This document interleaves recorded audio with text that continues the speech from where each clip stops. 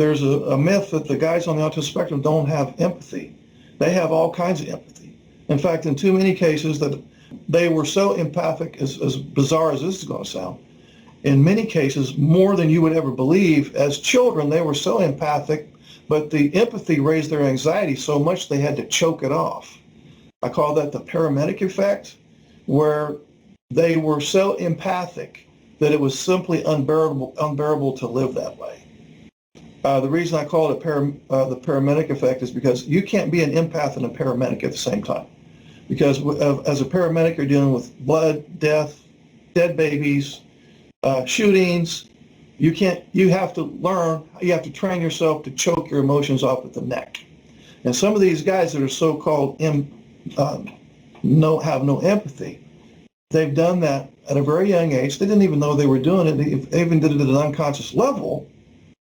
They stopped feeling because it was too anxiety provoking. So, but now we fast forward to today, they have empathy, they just don't display empathy. They're not very emotional. They don't talk about feelings. They have kind of a flat affect when you tell them what kind of a dirty, rotten day you've had, and it looks as if they don't give a shit. So first of all, it's not no empathy, it's low in displayed empathy, which is not an executive function deficit. It has to do with the mind. It has to do with the alexithymia business, or the emotions blindness business.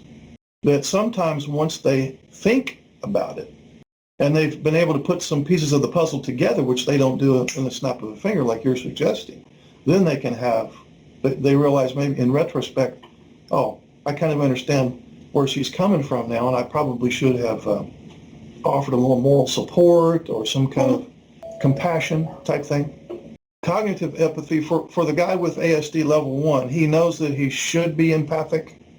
We'll have to make an example where he was supposed to have some compassion for his wife, and she felt like she didn't get it.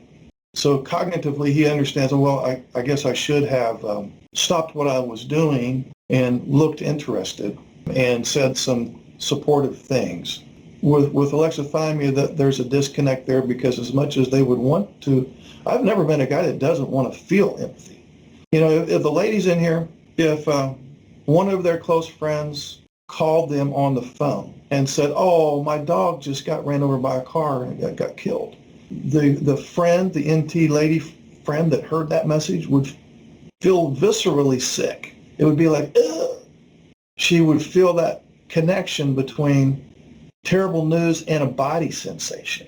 Or if her child ran out, I'm just making some simple examples off my head, ran out in the street when there was traffic out there, she would instantly feel panic, face hot, sweat, lump in her throat. She would instantly make the connection between danger and the physical, the associated physicalness of that, the visceral response. That's lost for people with full-blown alexithymia.